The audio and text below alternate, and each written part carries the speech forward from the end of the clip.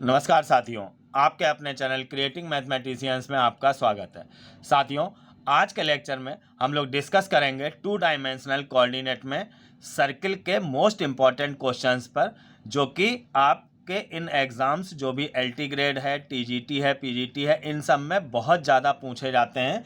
जैसे length of tangent, common chord की equation, common chord की लेंथ, ऑर्थोगोनलिटी के ऊपर क्वेश्चंस आते हैं, नंबर ऑफ कॉमन टेंजेंट्स, इन सब के ऊपर बहुत ज़्यादा क्वेश्चंस पूछे जाते हैं। तो इन्हीं क्वेश्चंस के ऊपर आज का मेरा ये लेक्चर है, आप इसको देखें। निश्चित ही इससे एक या दो क्वेश्चन एग्जाम में आते हैं। तो आज का टॉपिक शुरू करते हैं। फिलहाल क्वेश्चन नंबर 1 देखिए। The length of tangent from 0 0 to the circle, circle की इक्वेशन दी गई है। एक एक्सटर्नल पॉइंट है कोई 0 0, उससे टेंजेंट ड्रॉ की गई है, उसकी लेंथ हमको यहाँ पे बतानी है। जैसे ये 0 0 कोई पॉइंट है, इससे कोई सर्किल है, ये मान लीजिए, इस पर जो टेंजेंट ड्रॉ की गई है इसकी लेंथ हमको निकालनी है।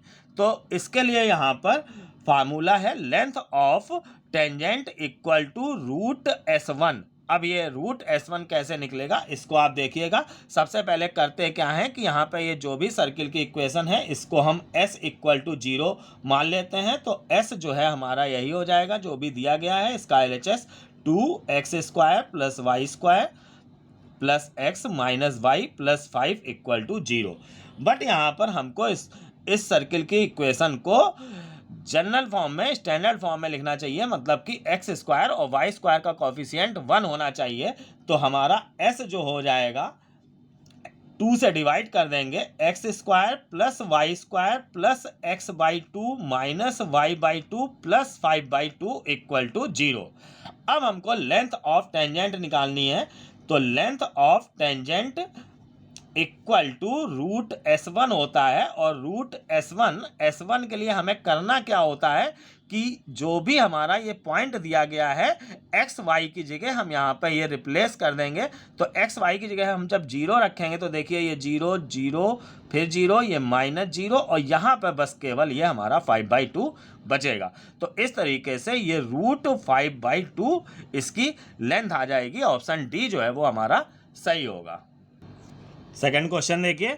If OA and OB are the tangents from origin to the circle. देखिए ये सर्किल दिया गया है, OA और OB जो है वो दो टेंजेंट हैं और C जो है वो इस सर्किल का सेंटर है। Then area of quadrilateral OACB, हमें इस क्वाड्रिलेटरल का एरिया निकालना है। तो देखिए यहाँ पर सबसे पहले तो आप इसमें ज्योमेट्री यूज़ करेंगे तो कि इस क्वाड्रिलेटरल का एरिया जो है वो ट्रायंगल OAC के एरिया का ट्वाइस होगा, क्योंकि इस ट्रायंगल का एरिया और इस ट्रायंगल का एरिया सेम होगा। तो हम एक ट्रायंगल का एरिया निकाल के उसका ट्वाइस कर देंगे तो क्वाड्रिलेटरल का एरिया आ जाएगा। अब जैसे हमें इस OAC ट्रायंगल का एरिया निकालना है तो देखिए यहाँ पर ये एंगल जो है वो 90 डिग्री होगा, क्योंकि आपको मालूम होगा कि टेंजेंट जो होती है वो कांटेक्ट पॉइंट से सेंटर को मिलाने वाली लाइन के परपेंडिकुलर होती है। मींस कि ये एंगल जो है वो 90 डिग्री होगा। तो अब हम इसमें यहाँ पे फार्मूला यूज कर लेंगे half base into height, area equal to half base into height. तो बेस AC हो जाएगा हमारा यहाँ पे, और हाइट जो है वो OA हो जाएगी। OC जो है वो हाइपोटेनस का काम करेगा, कर्ण का। तो हाइट यहाँ OA हमें लेनी है और बेस जो है वो AC रेडियस। तो रेडियस हमें मालूम है कि इस सर्किल की root G² plus F² minus C होती है। OA जो है वो लेंथ ऑफ टेंजेंट है, तो वो हम रूट S1 इसी फार्मूले से निकालेंगे जैसे कि पहले क्वेश्चन में मैंने निकाली थी। तो आइए देखिए शुरू करते हैं। सबसे पहले हम निकालते हैं लेंथ ऑफ OA, ये जो भी टेंजेंट है इसकी लेंथ। तो ये फार्मूला इसके लिए रूट S1 है, और रूट S1 हमको मिलेगा। रूट S1 के लिए हम यही जो हमको S इक्वल टू 0 सर्किल की इक्वेशन दी गई है उसमें हम x और y की जगह ये पॉइंट रिप्लेस कर देंगे। तो पॉइंट देखिए यहाँ पर भी ओरिजिन ही कहा गया है। देखिए फ्रॉम ओरिजिन, ये ओरिजिन है। तो x और y की जगह जब हम 0 0 रिप्लेस करेंगे तो ये 0 0 इस तरीके से ये 0 आ जाएंगे और प्लस केवल C बचेगा, यानी कि रूट C जो है वो हमारी लेंथ ऑफ OA, इसकी लेंथ आ जाएगी। AC हमको मालूम है यहाँ पे कि रेडियस है। अब हम इसका एरिया निकालेंगे।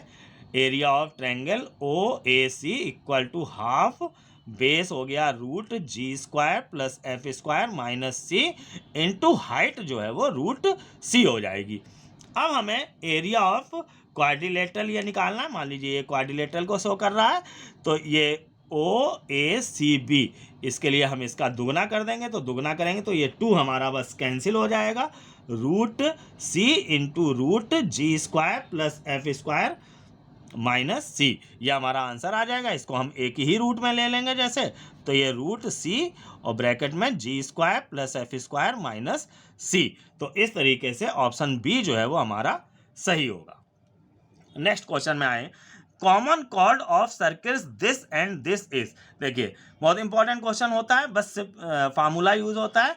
कॉमन कॉर्ड की इक्वेशन हमको निकालनी है। कॉमन कॉर्ड देखिए जैसे कि कोई ये 2 सर्किल हैं, एक की इक्वेशन s इक्वल टू 0 है और एक की s डैश इक्वल टू 0 है। s इक्वल टू 0 का मतलब क्या है, आप ये इन 2 क्वेश्चन में समझ गए होंगे।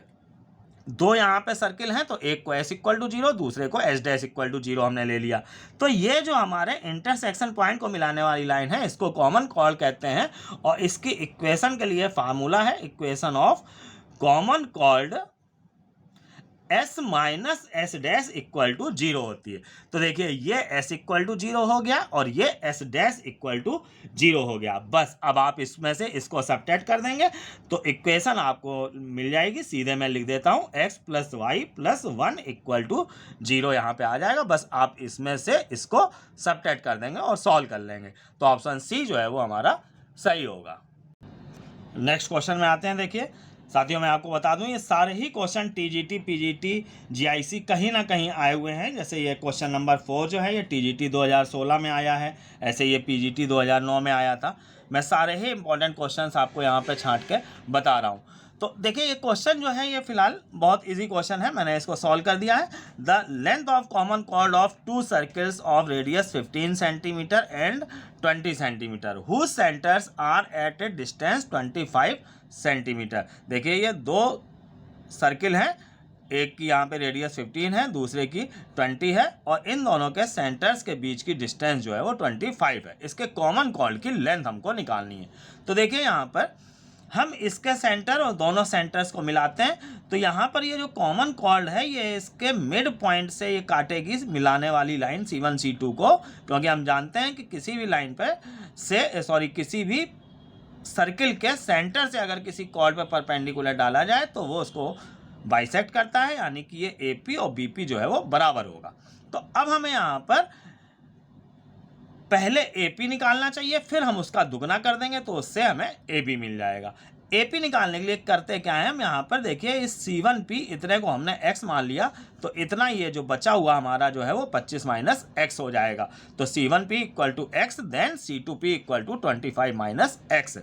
अब हम AP स्क्वायर की वैल्यू इस ट्रायंगल से निकालेंगे और इस ट्रायंगल से AP स्क्वायर की वैल्यू निकालेंगे, उसको बराबर रख देंगे तो x की वैल्यू हमको मिल जाएगी। तो देखिए ये AP स्क्वायर इक्वल टू इस ट्रायंगल से जब AP स्क्वायर की वैल्यू निकालेंगे तो 15 का स्क्वायर माइनस इतना x माइनस का x का स्क्वायर। ऐसे ही जब इस ट्रायंगल से हम AP स्क्वायर की वैल्यू निकालेंगे तो देखिए ये 20 का स्क्वायर माइनस इतना ये 25 माइनस x है, इसका स्क्वायर हो जाएगा।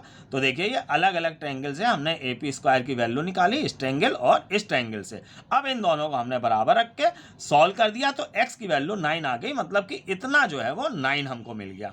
अब हम इस ट्रायंगल में AP की वैल्यू निकाल सकते हैं। देखिए AP इक्वल टू रूट 15 का स्क्वायर माइनस ये x का स्क्वायर, x की वैल्यू 9 है, ये हमने रख दी यहाँ पे। तो इस तरीके से सॉल्व करके AP इतना जो है हमारा 12 आ गया। अब AB जो है वो AP का दुगना होगा, तो ये 24 हो जाएगा। ऑप्शन डी जो है वो हमारा सही होगा। नेक्स्ट क्वेश्चन देखिए, ये बहुत ही अच्छा क्वेश्चन है, PGT 2002 में आया हुआ क्वेश्चन है ये। 10 circle x square plus y square, एक ये सर्किल की इक्वेशन दी गई है, डज नॉट टच और इंटरसेक्ट द एक्सेस, मतलब ये सर्किल जो है वो ना इंटरसेक्ट करता है ना टच करता है एक्सेस को, and the point 1,4 is inside the circle, और 1,4 जो कोई पॉइंट है वो सर्किल के अंदर है। तो हमको यहाँ पे P की रेंज निकालनी है। P एक अननोन क्वांटिटी दी गई है कि कौन सा यहाँ पे ऑप्शन सही होगा। तो इसमें ये दोनों ही बातें हैं, डज नॉट टच और इंटरसेक्ट द एक्सेस, और ये पॉइंट जो है वो इनसाइड द सर्किल, इन दोनों को हम यूज़ करेंगे। और अच्छा यहाँ पे कॉन्सेप्ट यूज़ होगा, इसको आप समझिएगा। सबसे पहले इस बात को हम यूज़ करते हैं कि ये जो पॉइंट है इस सर्किल के अंदर है। तो इसके लिए देखिए कॉन्सेप्ट क्या है कि अगर कोई पॉइंट सर्किल के अंदर है तो इस पॉइंट पर जो S1 की वैल्यू होगी, S1 आपने पीछे देखा पहले दूसरे क्वेश्चन में कि S1 कैसे निकलता है, इसमें हम ये X और Y की जगह 1 4 रिप्लेस कर देंगे तो हमको S1 मिल जाएगा। तो S1 जो है अगर ये अंदर है तो S1 जो है लेस देन 0 होगा। पॉइंट अगर बाहर है तो S1 जो है वो ग्रेटर देन 0 होगा, अगर पॉइंट इस तरह से बाहर है। और अगर पॉइंट जो है वो सर्किल पर है तो S1 इक्वल टू 0 होगा। आप इन तीन कंडीशंस को याद रखें। पॉइंट अगर सर्किल के अंदर है तो S1 लेस देन 0, बाहर है तो ग्रेटर देन 0, और अगर परिधि पर है, सर्कमफेरेंस पे है, तो S1 इक्वल टू 0 होगा। तो हम यहाँ पर अब S1 निकालते हैं सबसे पहले। तो देखिए S1 एक्स वाई की जगह 1 4 रखिए यहाँ पे, तो ये 1 + 16 -6 -40 और ये प्लस P, यानी कि ये हमको मिला जाके P - 29। अब यहाँ पर S1 जो है वो लेस देन 0 होगा क्योंकि ये पॉइंट जो है वो इस सर्किल के अंदर है। तो कुल मिला के हमको एक कंडीशन मिल गई, P लेस देन 29। एक हमको ये कंडीशन प्राप्त हुई इस बात से। अब दूसरी कंडीशन हम इस बात से प्राप्त करेंगे कि जो सर्किल है ना एक्सेस को टच कर रहा है और ना इंटरसेक्ट हो रहा है। तो अब इसके लिए हम यहाँ पर इस सर्किल की सेंटर और रेडियस निकालेंगे। तो देखिए इसका सेंटर जो है वो हमारा आ जाएगा 3,5 और इसकी रेडियस जो आ जाएगी √G²। देखिए यहाँ G3 है तो -3 है तो इसका स्क्वायर 9 + 25 और -P, ये रेडियस और सेंटर आप इजीली निकाल लेंगे। तो ये √34 - P आ जाएगी। अब देखिए ये कहा गया है, इस सर्किल को हम ड्रॉ कर लेते हैं जरा। सेंटर 3,5 है तो इधर कहीं ये 3,5 होगा मान लेते हैं, और रेडियस इसकी जो है वो √34 - P है। अब ये हमको आइडिया नहीं है कि ये कितनी होगी क्योंकि P की वैल्यू हमको नहीं मालूम है, बट अगर हम सर्किल यहाँ पे ड्रॉ करें तो ये इस तरीके का हमको लेना चाहिए। क्यों? क्योंकि ना ये इसको टच कर रहा है ना ये काट रहा है, मतलब इस तरीके से काट भी नहीं रहा है और टच भी नहीं कर रहा है, यानी कि ये इसके अंदर ही रहेगा। तो यहाँ पर इस बात को गौर करिए कि ये डिस्टेंस जो है वो 3 है पूरी, यहाँ से यहाँ तक, और रेडियस रही इतनी, ये यहाँ से यहाँ तक ये इतनी। तो रेडियस जो है वो 3 से छोटी होगी, क्योंकि अगर सर्किल की रेडियस 3 से बड़ी हो जाती है तो वो इसको काट देगा। तो अब हमें यहाँ पे रिजल्ट मिल रहा है कि रेडियस जो है वो लेस देन 3 है। इस बात को आप ढंग से देखिए कि रेडियस 3 से छोटी कैसे हो गई, इस बात को आप ढंग से समझिए। तो अब रेडियस लेस देन 3 है, मीन्स की √34 - P लेस देन 3 है। तो यहाँ पर हम स्क्वायरिंग बोथ साइड कर लेते हैं तो 34 - P लेस देन 9 हो जाएगा। इससे हमको P की वैल्यू मिल जाएगी ग्रेटर देन 25। दूसरा रिजल्ट ये आ गया। अब हम पहले और दूसरे रिजल्ट को मिला देंगे बाई 1 और 2, तो हमको मिल जाएगा यहाँ पे 25 less than P less than 29। तो यहाँ पे ऑप्शन सी जो है वो सही होगा। नेक्स्ट क्वेश्चन देखिए, ये भी बहुत अच्छा इंपॉर्टेंट क्वेश्चन है, TGT 2009 में आया है। Family of circles passes through the point -1 1। कुछ सर्कल्स हैं, एक सर्किल लिया गया है, जैसे लोकस में कई सर्किल होते हैं, एक ही बट सर्किल लेते हैं, तो एक सर्किल मैंने ले लिया है। ये -1,1 पॉइंट से पास हो रहा है और एक्स एक्सेस को टच कर रहा है। तो जो भी यहाँ पे कंडीशन गिवन है उसी के अकॉर्डिंग ये मैंने सर्किल बना लिया है, और इसका सेंटर जो है वो HK है। तो value of K lies in interval, कि K की वैल्यू किस इंटरवल में होगी, 4 ऑप्शन हमको दिए गए हैं। तो देखिए हम यहाँ पे यूज क्या करेंगे कि ये सर्किल जो है वो एक्स एक्सेस को टच कर रहा है। तो अगर कोई भी सर्किल किसी लाइन को टच करे तो उसके सेंटर से उस लाइन पर जो परपेंडिकुलर डाला जाता है वो रेडियस के बराबर होता है। Perpendicular equal to radius, perpendicular from centre to that line. तो यहाँ पर देखिए इसके सेंटर से इस लाइन पर जो परपेंडिकुलर की लेंथ होगी वो इतनी होगी, और फिगर से आप ये समझिए कि ये ऑर्डिनेट के बराबर होगी। ऑर्डिनेट जो होती है वो एक्स एक्सेस से डिस्टेंस होती है, तो यानी कि ये डिस्टेंस के हो जाएगी। अब परपेंडिकुलर आ गया। रेडियस देखिए यहाँ पे सर्कमफ्रेंस पे पॉइंट है, इसकी हम सेंटर से डिस्टेंस निकालें तो ये रेडियस के बराबर आ जाएगा। रेडियस तो के भी है लेकिन हम के बराबर के लेंगे यहाँ पे, तो उससे हमको कोई हल मिलना नहीं है, तो हम इन दोनों के बीच की डिस्टेंस निकाल रहे हैं, रेडियस मिल जाएगी हमको। तो देखिए यहाँ पे हमने इनके बीच की डिस्टेंस निकाल ली। अब हम यहाँ पे स्क्वायरिंग बोथ साइड कर देते हैं, तो ये के स्क्वायर हो गया, इधर का रूट हट गया। देखिए h+1 का स्क्वायर हमने ये रखा रहने दिया और इधर k-1 का होल स्क्वायर कर लिया। जरूरत हमें इसका स्क्वायर करने की थी, इससे इसका स्क्वायर करने की जरूरत नहीं है। देखिएगा हम इसको आगे कैसे यूज करेंगे। के स्क्वायर कैंसिल हो जाएगा, ये 2k और 1 उधर ले जाते हैं, तो 2k-1 इक्वल टू h+1 का होल स्क्वायर आ जाएगा। अब आप गौर कीजिए कि ये क्वांटिटी 0 या 0 से बड़ी होगी, अगर होल स्क्वायर है तो निगेटिव कभी भी नहीं हो सकता है, तो 2k-1 ग्रेटर और इक्वल देन 0 आ जाएगा। तो इससे हमको k ग्रेटर और इक्वल देन 1/2 मिल जाएगा। ऑप्शन बी जो है वो सही होगा। नेक्स्ट क्वेश्चन देखिए, द सर्किल, दो सर्कल्स दिए गए, इंटरसेक्ट एट एंगल, किस एंगल पर इंटरसेक्ट करते हैं, मीन्स कि दोनों सर्किल के बीच का एंगल हमको यहाँ पर निकालना है।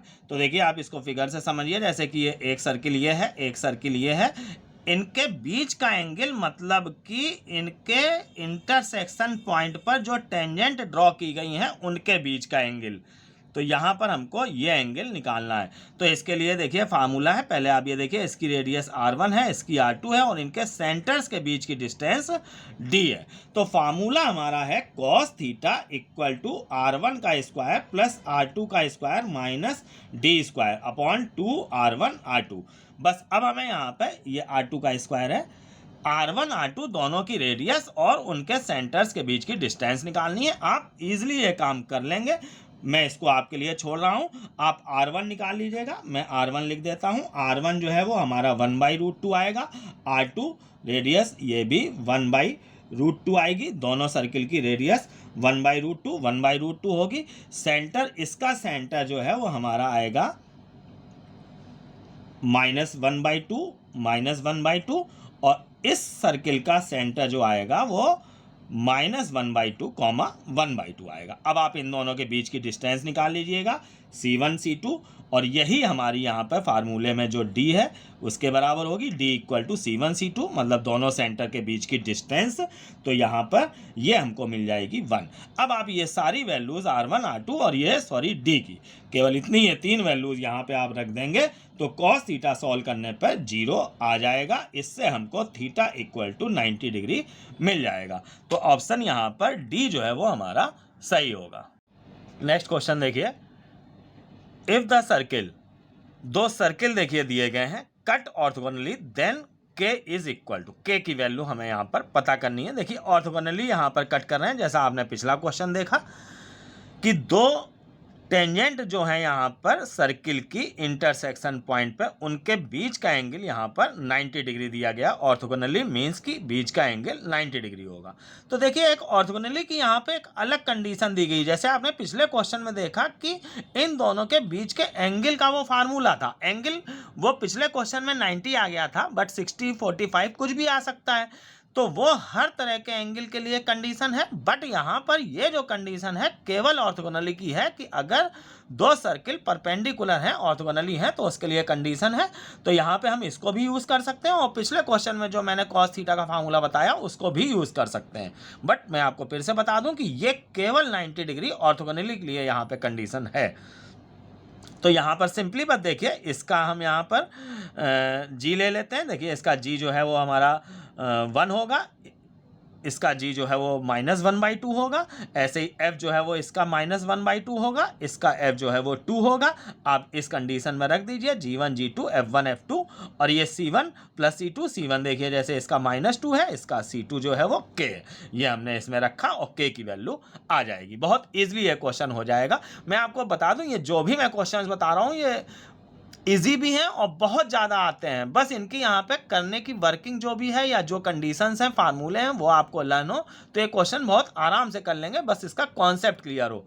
मैंने इसके कॉन्सेप्ट का एक वीडियो बनाया है और इससे पहले मैंने और भी क्वेश्चंस का लोकस, पैरामेट्रिक पॉइंट के जो भी क्वेश्चंस होते हैं, इंटरसेप्ट ऑन एक्सेस, ये सब क्वेश्चंस के ऊपर मैंने एक और वीडियो बनाया है इससे पहले। आपने अगर वो नहीं देखा है तो उसे आप अवश्य देखें। सर्किल बहुत ही इंपॉर्टेंट टॉपिक है आपके इन एग्जाम्स के लिए।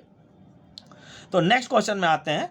तो अब देखिए यहाँ पे लिखा है the number of common tangents to the circle this and this. अब देखिए दो सर्किल की कॉमन टेंजेंट, इसका कॉन्सेप्ट आपने वही, मैं फिर से आपसे कह रहा हूँ कि कॉन्सेप्ट वाला वीडियो आप देखिए तो इन क्वेश्चंस को आप इजीली कर लेंगे। तो यहाँ पर देखिए इसके लिए कॉन्सेप्ट क्या है कि सबसे पहले आप दोनों के सेंटर निकालिए, दोनों की रेडियस निकालिए और फिर दोनों सेंटर्स के बीच की डिस्टेंस निकालिए। तो देखिए इसका सेंटर मैं लिख देता हूँ सीधे 1/2, 0 होगा। इसका सेंटर C1 हम ले लेते हैं, इसका सेंटर C2 ले लेते हैं। ये हमारा जो है वो -1/2, 0 होगा।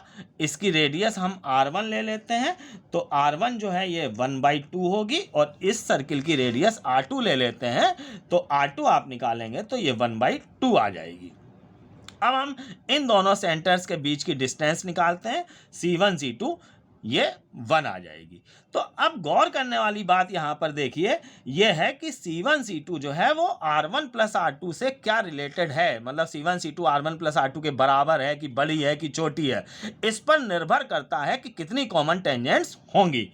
तो यहाँ पर देखिए कि C1 C2 जो है वो R1 प्लस R2 के बराबर है, इसको ऐड करेंगे 1 आ जाएगा, ये C1 C2 के बराबर है। यानी कि ये कंडीशन कुछ इस तरीके की होगी कि दो सर्किल टच करते हैं।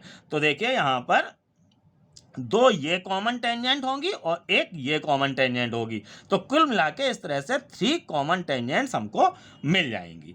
अब नेक्स्ट क्वेश्चन में आते हैं। सेम ऐसा ही क्वेश्चन है, देखिए PGT 11 में और ये TGT 13 में आया है।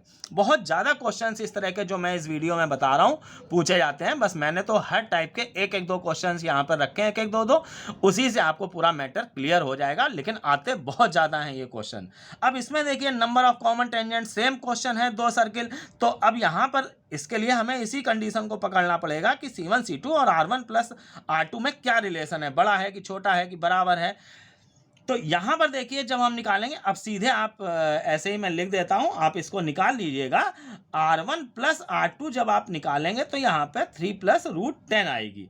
और जब C1 C2 निकालेंगे, दोनों के पहले आप सेंटर्स निकाल लीजिएगा, दोनों की रेडियस निकाल लीजिएगा, फिर रेडियस का सम ले लीजिएगा और दोनों सेंटर्स के बीच की डिस्टेंस। ये बहुत ईजी वर्क है, तो मैं सीधे लिख देता हूँ C1 C2 यहाँ पे 10 आएगा। अब देखिए कि आप इसमें क्या रिलेशन है। तो ये जो है हमारा R1 प्लस R2 जो है वो इस 7 से छोटा होगा, इसकी वैल्यू √10 की लगभग 3.1 आएगी, तो ये 6.1 या 6.2 आएगा लगभग। तो यहाँ पर R1 प्लस R2 जो है वो छोटा है, मतलब कि C1 C2 greater than R1 plus R2 के। तो कंडीशन यहाँ पर ये इस तरीके की बनेगी कि एक सर्किल ये रहा, एक सर्किल ये रहा, दोनों के बीच के सेंटर्स की डिस्टेंस इतनी हुई और R1 इतना हुआ, R2 इतना हुआ, तो यहाँ पे C1 C2 R1 plus R2 से बड़ा है, ये स्थिति होगी। मतलब कि दोनों सर्किल एक दूसरे को टच नहीं कर रहे होंगे, कुछ दूरी पे होंगे। तो देखिए यहाँ पर एक ये हमारी इस तरीके से टेंजेंट होगी, एक ये टेंजेंट होगी, एक ये टेंजेंट होगी और एक ये टेंजेंट होगी। तो टोटल 4 यहाँ पर टेंजेंट इस तरह की हमको प्राप्त होंगी। नेक्स्ट क्वेश्चन देखिए, find the equation of chord of circle this. इस सर्किल की किसी कॉर्ड की इक्वेशन निकालनी है, bisected at the point this, जो कि इस पॉइंट पर बाइसेक्ट होती हो। जैसे कि ये कोई मान लीजिए कि सर्किल है और ये उसकी कोई कॉर्ड है और उसका मिड पॉइंट दिया गया है, चाहे तो लैंग्वेज ये भी लिखी मिल सकती है, bisected at the point this, या whose mid point is this, मतलब कि कॉर्ड का मिड पॉइंट आपको दिया गया है। तो अगर किसी कॉर्ड का मिड पॉइंट दिया गया है और उस सर्किल की इक्वेशन दी गई है जिसकी कि ये कॉर्ड है, तो इस कॉर्ड की इक्वेशन के लिए फार्मूला है T = S1।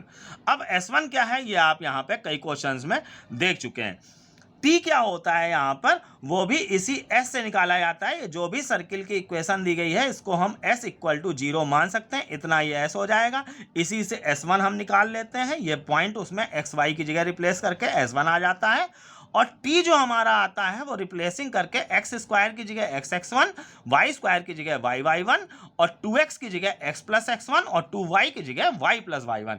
मैंने ये सारा कॉन्सेप्ट जो है वो कॉन्सेप्ट वाले वीडियो में डाला है। मैं इससे पिछले दोनों जो भी सर्किल के वीडियो हैं उनका लिंक डिस्क्रिप्शन बॉक्स में डाल दूंगा और एंड स्क्रीन पे भी वो आ जाएंगे, आप उन्हें अवश्य देखें जिससे कि पूरा सर्किल आपको बहुत ढंग से क्लियर हो जाए। मैंने ऐसा सर्किल यहाँ पे पढ़ाया है कि आप बड़े से बड़े कॉम्पिटिशन पीसीएस लेवल तक के कॉम्पिटिशन के क्वेश्चन जो हैं वो कर लेंगे। तो अब देखिए यहाँ पे टी एक्स स्क्वायर को हमने लिख लिया x x one, y square को वाई वाई वन, इसको हम लिख सकते हैं -3 इंटू 2x और -3 रखा रहेगा, 2x को लिख लिया एक्स प्लस एक्स वन। ऐसे ही 8y को लिख सकते हैं 4 इंटू 2x, तो 4 रखा रहा और 2x को लिख लिया एक्स प्लस एक्स वन। अब हम इसमें x1 y1 की जगह यही 5 - 3 रिप्लेस कर देंगे तो हमको t की वैल्यू मिल जाएगी। तो अब आप समझ गए होंगे कि t हम कैसे प्राप्त करेंगे। अब equation of chord equal to t equal to S1 होता है when mid point is given. यहाँ पे मिड पॉइंट गिवन है या bisected at the point this, एक ही बात है। टी की वैल्यू हमने ये ले ली, S1 यहाँ पे -20 था, तो इस तरीके से ये हमें इक्वेशन ऑफ कॉर्ड मिल जाएगी। नेक्स्ट क्वेश्चन देखिए, ये भी इसी कंडीशन पे है। इस तरह के बहुत क्वेश्चन आते हैं, जैसा कि मैंने बताया कि C1 C2 और R1 प्लस R2 में रिलेशन को लेके बहुत ज़्यादा क्वेश्चन बनते हैं। तो देखिए यहाँ पर ये दो सर्किल दिए गए, intersect each other at real and different points, मतलब कि ये दो जगह काटता है, इस तरीके की पोजीशन है। Then value of r is, r की वैल्यू किस इंटरवल में होगी ये हमको बताना है। तो देखिए एक तो यहाँ पे जो ज़्यादा यूज होती है कंडीशन की, अगर दो जगह काट रहे हैं तो एक तो कंडीशन ये है कि C1 C2 जो है वो less than R1 plus R2 होगी। जैसे अगर ये ना काटे, आपने पिछले क्वेश्चन में देखा कि इस स्थिति में C1 C2 greater than R1 plus R2 होता है, इस कंडीशन में C1 C2 less than R1 plus R2 होता है। तो दो डिफरेंट पॉइंट्स पे काट रही है तो ये कंडीशन होगी। और इसी के साथ इसी में एक कंडीशन और ये लगती है कि C1 C2 जो है वो सेंटर्स के बीच की डिस्टेंस जो है वो उनकी रेडियस के डिफरेंस से बड़ी होगी। तो इन दोनों यहाँ पर हम स्थितियों को यूज करेंगे। तो उसके लिए फिर से देखिए, मैंने सेंटर्स लिख लिए दोनों सर्किल के, दोनों सर्किल की रेडियस लिख ली। अब हम इस कंडीशन को यूज करते हैं, C1 C2 less than R1 plus R2। तो इनके बीच की डिस्टेंस आप निकाल लेंगे, ये 5 आएगी, तो C1 C2 इक्वल टू 5 हो गया, less than R1 plus R2, तो R1 प्लस R2 देखिए ये R प्लस 3 हो जाएगा। इससे हमको कंडीशन मिल जाएगी 2 लेस देन R, एक कंडीशन हमको ये प्राप्त होगी। अब हम इसको यूज करेंगे यहाँ पे, C1 C2 greater than R1 minus R2। तो यहाँ पे देखिए C1 C2 greater than R1 minus R2, C1 C2 हमने फिर यहाँ पे 5 ले गया, R1 माइनस R2 देखिए R माइनस 3 हो जाएगा। इससे हमको कंडीशन मिल जाएगी, ट्रांसफर करेंगे इसको हम तो R लेस देन 8 आ जाएगा। अब हम इन दोनों को मिला के बाई 1 एंड 2 ये कंडीशन हमको एक प्राप्त हो जाएगी। आंसर ए जो है वो हमें यहाँ पर सही मिलेगा। अब हम आते हैं क्वेश्चन नंबर 13 पे। देखिए दो सर्किल यहाँ पे टच करते हैं, अगर दो सर्किल टच कर रहे हैं तो C1 C2 equal to R1 plus R2 condition है।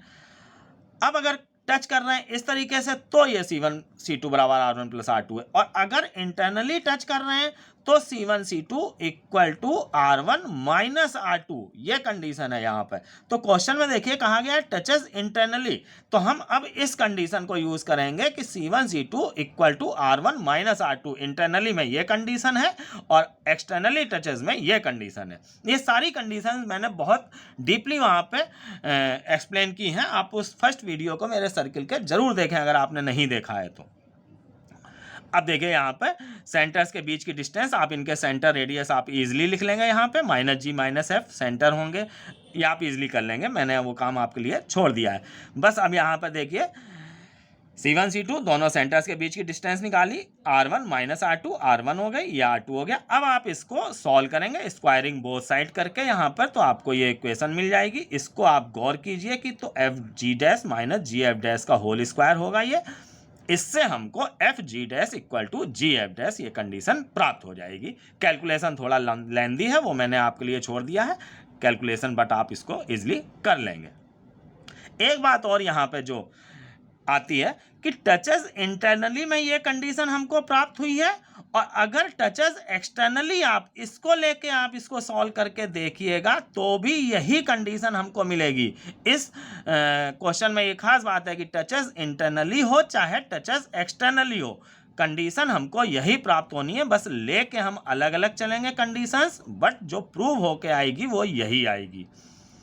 इस तरीके से साथियों मैं अब आज के वीडियो को यहीं पर समाप्त करता हूं। मैंने सारे इंपॉर्टेंट क्वेश्चंस जो भी आज तक TGT, PGT, GIC, LT grade में आए हैं वो इन दो जो क्वेश्चंस के मैंने सर्किल के वीडियो बनाए हैं उनमें कवर किए हैं, और एक वीडियो मैंने कॉन्सेप्ट का बनाया है। इस तरीके से 3 वीडियोज़ हैं, मैंने इसको कवर किया है। बहुत ब्रॉड सिलेबस और बहुत ब्रॉड यहाँ पर मैटर है इस सर्किल का। तो आप इन तीनों वीडियोज़ को देखें, अगर आपने नहीं देखें तो निश्चित रूप से आपको बहुत फ़ायदा मिलेगा।